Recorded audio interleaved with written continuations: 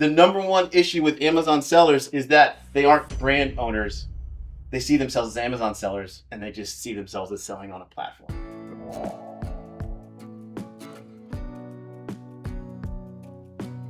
I've been in this world for not a long time, but I've been with so many brand owners. From managing a community of just e-commerce sellers to working for people that have sold their businesses for millions. Travis would be like the third person that I'm talking to that has an exit, that I've worked for that has had exits. And so I obsess over people. That's all I obsess about. And I want people to win. Like that is like it. I get excited about thinking about how can people win? How do we get this person unstuck? How do we get them to win? And a lot of this comes from seeing the graveyard of brand owners. So I've seen way more failures than successes because succeeding it can be difficult. And so I've seen so many failures. So a lot of the times when you see me coach or cut people off or move quick, it's because I'm like, I know where that path leads. I know what happens. And in this whole process, what I've noticed is that there's this 6-figure brand owner that has a 6-figure mindset. There's a 7-figure brand owner that has a 7-figure mindset. And then there's an 8-figure movement maker. Okay? And that, for me, my win after this is all said and done is to move you guys from wherever you are to a movement maker. Now, are there movement makers at the 7-figure? For sure. But the real reason we even think about getting to 8 figures is because of what we believe the finances will allow us to do. That's it. It's not even really about freedom. It's about giving us options. Most of us want to work. We still want to work. If we were to get a huge sum of money right now, I've talked to enough people that have had exits. It lasts about 2 months and they go crazy and they are trying to figure out what to do next. And then they find really creative ways to throw about half of what they got into a fire. Are you like talking to me or what? No, I'm not. I'm telling you, I've worked for so many of them. And when you get around them, they hang out with other people that have had exits. And they all share the same thing, which is they miss it. Some of them regret selling. And some of them found the next thing. If they were lucky before the exit, they already were working on other things. And now this just allows them to work on that and accelerate it with those finances. And they also get a house and a lake house and other really cool things. And I think things are great. I have nothing against it. So that's my goal for today. My goal is to go 20 minutes, if you could set a timer, over just what I have here. And then the rest of it, I want to give you guys the opportunity to work on it. I have a workbook here or there that I'm going to give to each one of you to help you become movement makers. A little bit about me. I did not plan on being in the e-commerce world. I was a pastor. I found a bunch of young kids in the 7th grade in a program called Wildlife that is like before Young Life. Some of you might have heard of this. And they stole my heart. And they were low-income, single-parent kids. And I got the privilege of ministering to them all the way till they graduated high school. In that process, I became a youth pastor, associate pastor, and then all the fun things. And the associate pastor doesn't mean anything. It just means you're like, go do this. Go pick up the donuts, all that fun stuff. And so I did that. And when I got into that, I never went to seminary. So I was very insecure. So I just listened to every podcast and every great pastor. And I read all the books from all the other ones. And I wanted to learn, how do you make this thing work the best? How do you get people here? How do you get the people here to follow Jesus more and to a higher level? Like, how does that work? And I just obsessed over it. And then when that was done, we moved to Austin. I became extremely depressed, burnt out, because I burned out at church. And I ran into Deacon from a friend of a friend, and I started coaching him. And at the time, he was a part of a Facebook ads agency. And he would bring up every once in a while Facebook ads, but he didn't like to. And he burned in my brain, basically like, he's not the Facebook ads guy. And so I was like, well, tell me where to start. And he did. And then I told him, I'm kind of over coaching. Like, where should I go? And he's like, well, with your background of being a pastor, there's this new job, community manager at this place called capitalism.com with Ryan Moran. And that's what brought me into there. And then I got really insecure about marketing. And when I'm insecure, I just study. My ADHD goes crazy. And I obsessed over direct response marketing and just marketing and copywriting and all of that. And I would wake up and just word for word copy a book that Deacon gave to me from like one of the best copywriters out there, word for word handwrite, just because they said that's what good copywriters do. And I just learned the old fashioned way. I listened to every marketing book you could on, and I just wanted to know what makes people buy. Which, being a pastor, human psychology, what makes people do what they know they want to do? Or what makes people do the things that they know they don't want to do, but they keep doing it? Why is that? And I just became obsessed with it. And then I got around more people that had exits and more people that didn't. And I just saw trends to the point where I could sit with somebody in like 10 minutes and go, I know what you need to do. Not because I was so smart, but because I had seen so many. And the agency, working at the agency, only multiplied it. You see brand over brand over brand over brand over brand. Huge wins, huge mistakes. Same thing over and over because we are all human. And so I'm going to share these with you today. For some of you, I think it'll be really encouraging. For some of you, it might feel discouraging, but they're just feelings and they can change. And we can change habits by taking action.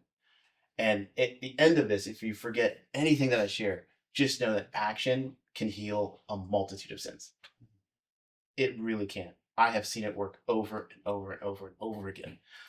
So I'm going to go through what I see common in these people. And if you have questions in the middle of it, just say, I've got questions. My goal is to get through this in like 20 minutes and just boom, and then get the workbooks to you and work through the workbooks and then move on. Does that work with you guys? Mm-hmm. Sweet. Awesome. Okay. We're going to start with a six-figure business owner. Let me make sure. Yes. So we're going to start with the 3 pitfalls of most Amazon sellers. Okay. And I would say before any of this, the number one issue with Amazon sellers is that they aren't brand owners. They see themselves as Amazon sellers and they just see themselves as selling on a platform. Okay. I'll go into more detail on that. But the 6-figure business, the number one, the 3 pitfalls. So 6-figure business, what are the 3 pitfalls for 6-figure business owners? They are product focused, they are sales obsessed, and they are emotionally volatile. Okay. I see it a ton in that. Before they get to 7, they've kind of got to overcome those hurdles. Okay. Product focused, sales obsessed, emotionally volatile. Don't worry, I will elaborate. All right. 7-figure brand. They are profit centered. And you're going, but aren't you guys Profitable Pineapple? I will elaborate as to why that's important here. They are system resistant and they are customer detached. Okay. Profit centered, system resistant, customer detached. Okay. Now, what do I see in the 8-figure movement makers? They are identity transforming, and I'll share what that means. They are philosophy driven, and they are obsessively customer focused. Okay? All right. So, I'm going to go through the anatomy of a 6-figure business owner. And I'll share this presentations with you guys. Would that be helpful if I share these with you after we're done? Okay, cool. For sure. All right, sweet. All right, 6-figure mindset trap. Sales obsession. What does that mean? Treat sales as the goal rather than a feedback metric. Wake up every day, sales. What? How many? What does that mean? Sales. More. Less? Oh no. What does that mean? What does that tell me? Because I'm getting more or less sales. Okay? So treat sales as a goal rather than a feedback metric. Emotional roller coaster, becomes distraught when customers don't behave as expected. If you want to piss me off, this is the one that pisses me off the most. It is your job, not their job. But they left us a bad review. That's on you. It wasn't like they were like, you're paying them to give you good reviews. Unless you are. Okay, who is it? All right. But we get mad that people act like people. As really good entrepreneurs, we should know how to incentivize people to do what we want. And hopefully you have good intentions. Okay? Product delusion. Wears rose-colored glasses about product quality and market fit. You think because you created it, it's awesome, and everyone should think it's awesome. Why? Because I made it. It's crazy, but it's true. This is what I see. All right. Also, they are DIY everything, resistant to delegation and systems, which is okay at that stage because there's still a lot of figuring out. And so financially, I get it. And then tactical firefighting, constantly reacting instead of strategically planning. Okay. Now, the result of all that is a perpetual hustle with limited scalability. And usually what does it attract? That 6-figure that can't get to 7, they usually attract hustlers. That's usually what I see. They're either just like, they have that bro hustle mentality, or they're just addicted to busyness. They are not addicted to productivity. And if you really drill down, they could care less about scale. Why? Because they have something to do with their time that makes them feel like a winner. It's a values thing. It all comes down to values. Always comes down. All right? Anyone relate to that? You can have a 6-figure mentality, get lucky, and get to 7 figures. And a lot of those people are really pissed that they're losing their profit right now because Amazon made them rich. And because they still have a 6-figure mentality, they're losing profit, especially on Amazon. So you can get lucky. Okay? Success can hide bad habits and a bad identity. It really can. Okay? Did that make sense what I said? Okay. 100%. Anatomy of a 7-figure brand owner. These are the blind spots. Profit-centered mentality. What does that mean? Views products as ATMs rather than customer happiness vehicles. I'm releasing this new product because of how much money it can make me. I think it could. It's an opportunity. Who's your customer? What problem is it solving for them? And are they excited to get it? What would it heal? What would it solve? How would it make their life better? We don't think about that. We just don't. Okay. Now, they have growth lever naivete. Unclear with which actions truly drive sustainable growth. We saw it here. Doc is really good at recentering that. You're looking at the wrong one for the wrong reasons. Look at these ones for these reasons at this stage of your business to get where you want to go. Okay. A lot of people we talk to have no idea. And that's okay. That's what we're here for. We love restructuring that. Okay. Systems resistance. Underappreciate operational infrastructure and processes. Why? Because a lot of them are visionary. And for a visionary, yeah, systems and processes are great, but it's not going to make me more money. That's how they think. It's not the truth. Okay. Customer detachment. They lose direct connection with the end users. At the beginning, you're really close. You're like telling your friends and family, use it. Here's why it's awesome. You're sold on it. And so you sell others. But usually around 7 figures, you've removed and they're now your employees. That's the way you see them. And so you haven't talked to somebody that's used your product in forever other than a customer complaint that came via email. So you don't know them anymore, which greatly affects your ability to sell because people change.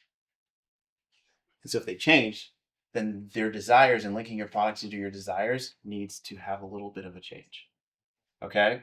Does that make sense? Yes. All right. Emotional revenue attachment prioritizes top line growth over profitability. So we love that top number. We do not care about the bottom number until we have to pay taxes. And then it's weird. It's this poverty mentality that we're mad about how much we have to pay when we should be like, I get to pay this much more because I did this much more in sales. Now, if you're like bad at taxes, that's not good. Like we want to be smart. But if you're like, if I don't make these changes tax-wise, I'm going to owe more. That's a good problem. Now, you might have been financially irresponsible in setting money aside for those taxes. But imagine if you had to pay $50,000 more in taxes next year. What would have had to make that true? More money. Yes. Do you guys see that? Do you see how we're like, you have to flip this? Now, if you owe taxes because you don't know how to do taxes well, that's a totally different issue. But you should be excited that you might have a big tax bill. But then you got to hire the right accountant. Okay? Is this making sense? We do this all. I saw this a ton in the church. A ton. We're 501c3s. Like, there's this. Never mind. I'll go. All right? The last one, COGS ignorance. A lot of 7-figure brand owners are disconnected from the true cost of margin realities. This is something I learned with Deacon. And I was like, whoa. Oh my gosh. So you think this product is actually costing you this, but you haven't factored in all these other things that go into that. Yes, like tariffs. To beat me to it. Yeah. So COGS ignorance, right? So what is the result of all of this, all these blind spots? Plateau at 7 figures despite working harder. Okay? I'm working as hard as I can. I cannot overcome this. It's plateauing. And it almost feels like the more I do, the more it like the concrete solidifies. Or it feels like it's headed in the other way. Okay? So, anatomy of an 8-figure movement leader. All right? The 8-figure paradigm shifts. Identity engineering. All right. Designs products around who customer wishes to become. This is huge. This is like marketing 101. Who is your customer wanting to become? Who do they see themselves? And how are you the link to getting them there? Most of you don't know because a lot of you are so detached. But the movement makers, the 8-figure movement makers, they live there. They live there. It's incredible. All right. So, philosophy first. Every decision filtered through unwavering core beliefs. A lot of the 7-figure have no idea what their core beliefs are. The way I sound is like hard. I have no judgment or shame. I live in a world of all of this. Okay. Customer obsession, fanatically focused on transformation, not just satisfaction. Okay. This is where people have reviews on autopilot because they've engineered customer happiness. They've engineered it. So the person wants to give a review. Okay. We're like, how'd you get all those reviews? I made my customers insanely happy. Intentionally. All right. Systems mastery builds infrastructure that multiplies impact without multiplying effort. Data intimacy, deeply connected to metrics that matter, not vanity numbers. Again, doesn't mean you're on your keyboard looking at data all the time. You just know what data matters and you know what influences it, and you're very close to that data. All right. A lot of what I see with 7 figures, they're like, finally, I get to step away from it. No. You go to what actually matters, and then you try to see how do we improve that? What does it look like to improve that? What would have to change? Who do we need to become? How do we better serve our client? How do we better serve our customer? How do we create more raving fans? What would have to be true? All right. So the last piece on this, long-term vision, plays a game measured in years, not quarters. All right. You guys are not Fortune 500 companies. You're not. Now, you need to have quarterly goals. I think those are awesome. But you're playing the long game. So what happens when you have all these paradigm shifts? The result, exponential growth with loyal community support. Okay?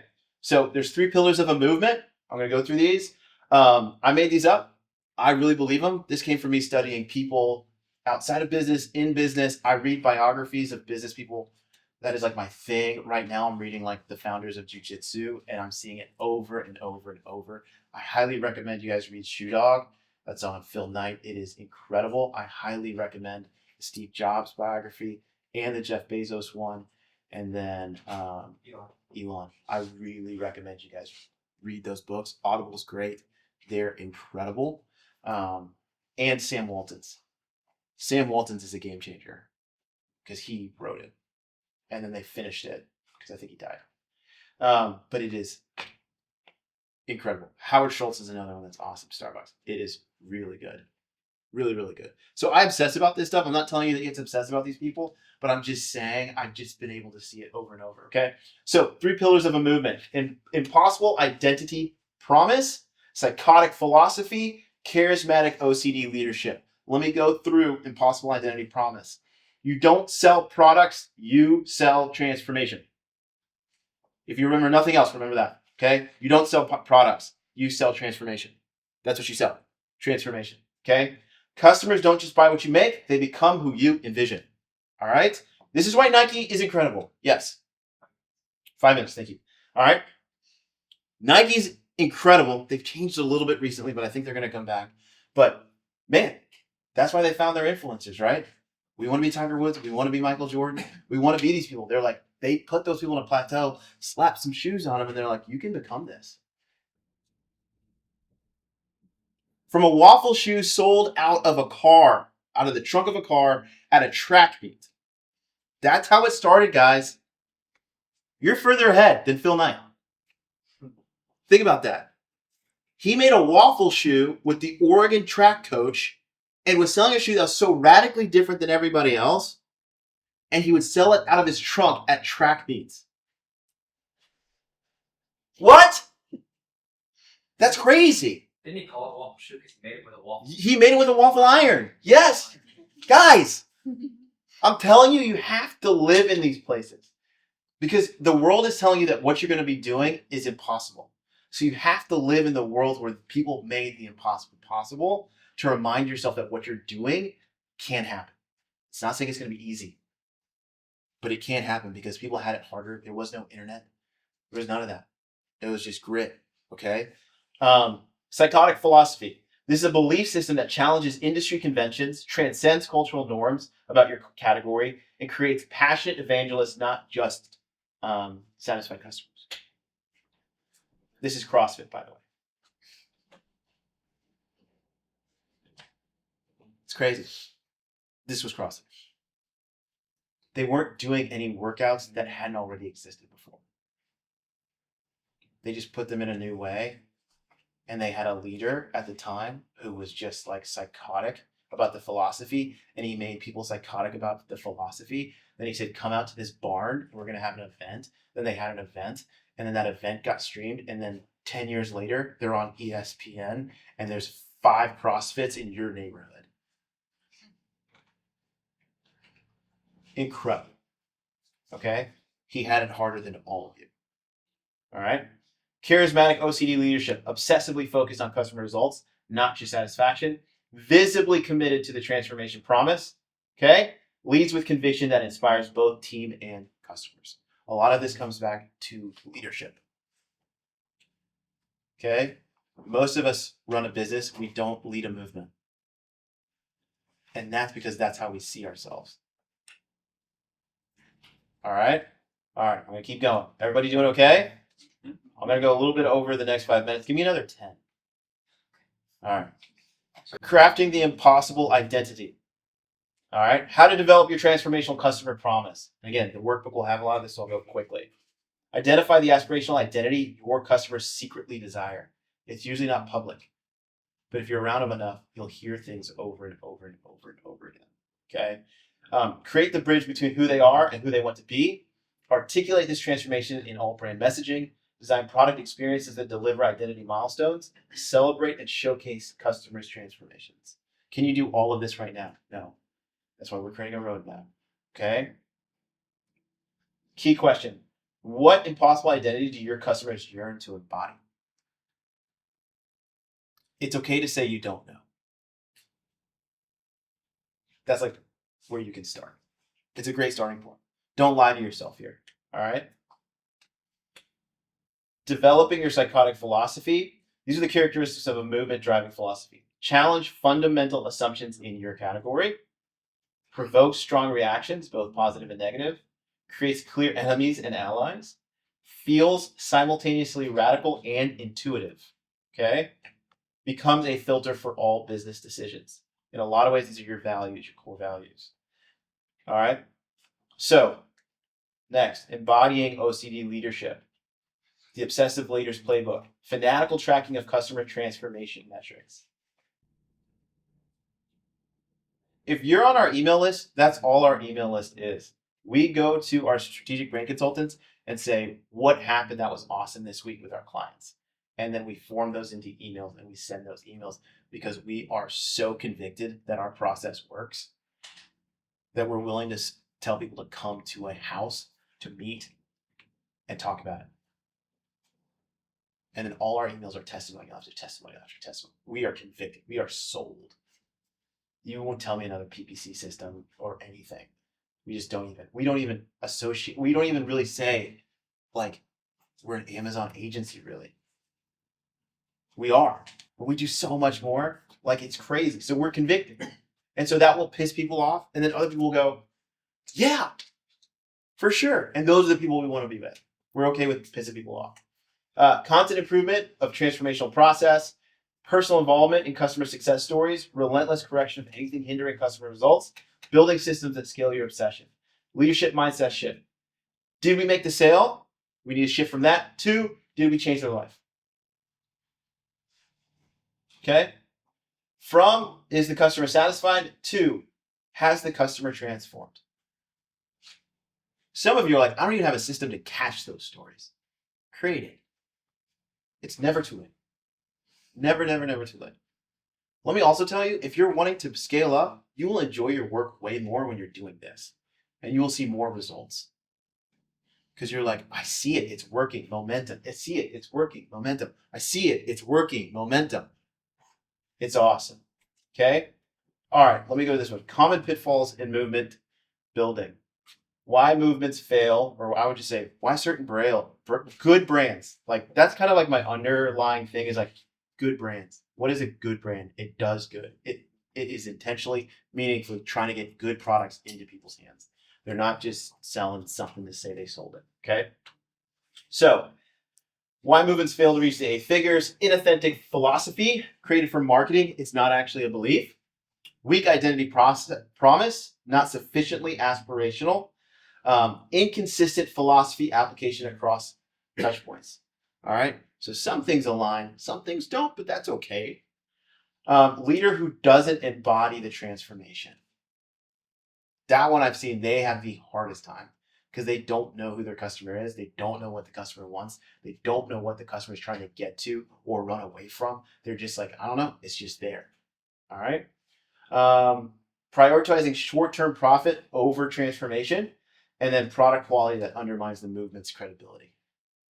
Okay. So I'm going to go through the work, but before I do, I want to take questions. I know I went fast. Actually, let me give you guys a few case studies. All right. I want you guys to look these up on your phone. I like finding brands that are like commodities that are doing it, because those are the hardest, quote unquote, to get sales and move up when something has become a commodity. Okay. So where this really nailed for me was when I worked for the guy that helped grow Life Boost Coffee. Coffee is a commodity. They came into the space and they became an 8-figure brand in short time. Can I ask a question? Uh-huh. So a lot of these things can be done in parallel, others are sequential, but sounds like a lot of it is the mindset of the founder. 100%. Where would you start first? Because Your values. some values. And what you want for the customer. So I would really start with what do they want and where do they want to go and how can I serve them? How can I help them get there? So like Life Boost Coffee, he was a chiropractor who somehow found out that, some of the people he was serving couldn't drink coffee because it was too acidic. So it messed with their whatever. And so he found a coffee that is non-acidic. And it's just like a higher grade coffee. And then they put great marketing, great copy around it. Boom, off to the races.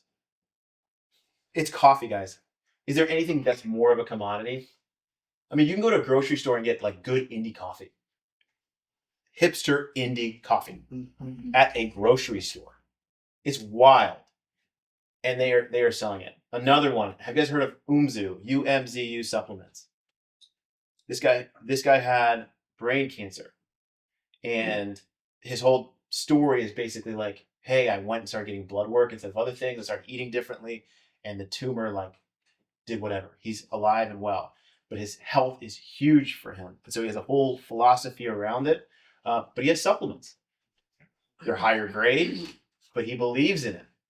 And he put a whole bunch of different things around it. Massive brand.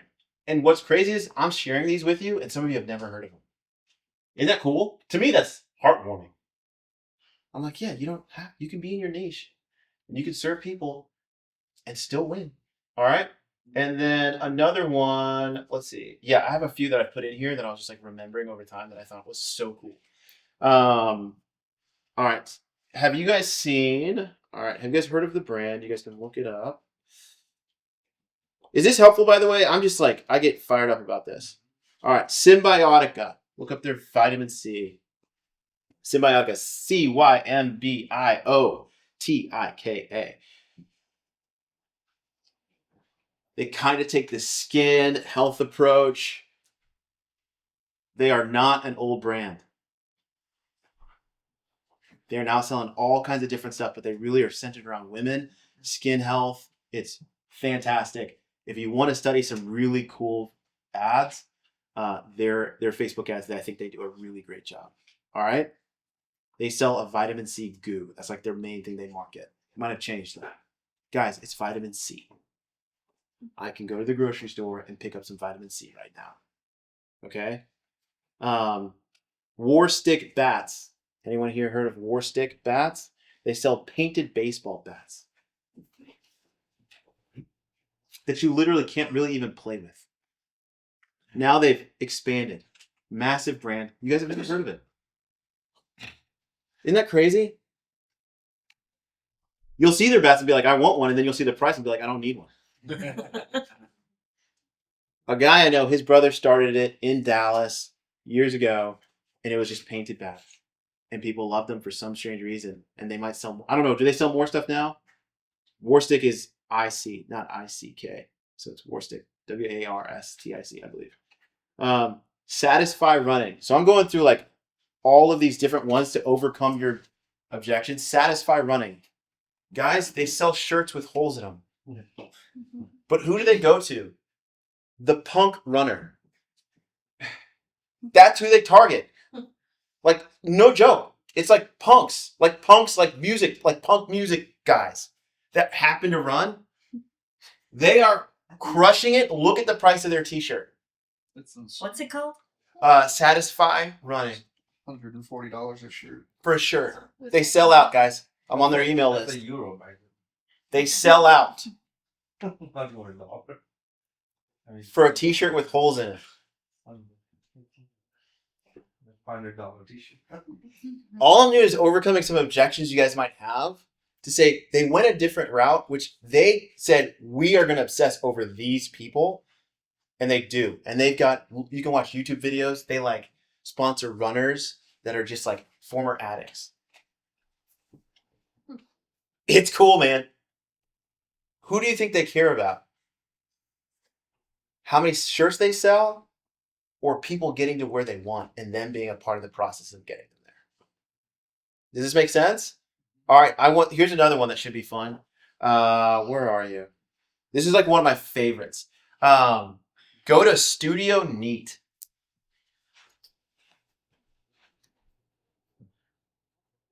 Studio Neat. This used to be all I would do because a lot of my time was spent with like below six-figure sellers, and they had so many limiting beliefs about selling things that I had to bring them commodities and show them how these people were moving commodities. So are you guys there, Studio Neat? It's pens, guys. How much is a pen? 10 cents. Yeah. The Mark II is $125. Yep. Mm. By the way, the last time I looked at this, which was like a year ago, they were back ordered on a pen.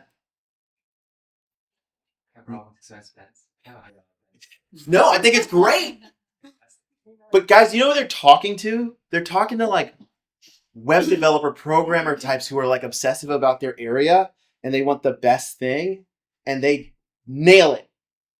Now all their images on their that you look at, they all make sense. You look at these perfect things and now they sell all kinds of stuff, stationery, everyday tools. All of it is to bring the customer along a journey of being Studio Neat. There's a $95 box cover. Yeah, $95 box cutter. That is very weak. The person they're talking to is like, yeah, I totally need that. How'd you know? Right? They're making up excuses. But they're going, I know your identity. I know who you want to be. I'm going to get you there. These products are just helping you get there. And these people are proud to spend whatever amount of money to do it. They have zero shame. You guys do it. There's stuff that you buy that's more expensive than other things. And there's a reason why, even though the cheaper thing would work just fine. But you only buy that thing. Because that brand said, I care more about you and I know who you are. And I'm going to transform you. I'm going to give you the transformation. I'm going to get you to look like you want to look. I'm going to get you to work like you want to work. I'm going to get you to a six-pack faster than everybody else. I'm going to get you to whatever. I'm going to get you there. And you're like, I believe it. And then you buy it and you never get the six-pack. But you don't care. Because you got it. Right? It's all the time. And what people will say is, it's really good marketing. Of course it's good marketing. But the best marketer is a fanatical, customer-obsessed leader who sees it more of a movement than just, here, let me try and get these products. And then the next product that I think could sell well would be this one. And then this one will be really well. It's going, No, I know what they need. I know this person. Okay? Does that make sense? Cool. Hey, I wanted to thank you for watching this video, and I picked out another video just for you. So make sure you check out that other video. And what do they need to do? Do they need to like and subscribe? Like and subscribe if you enjoyed this content.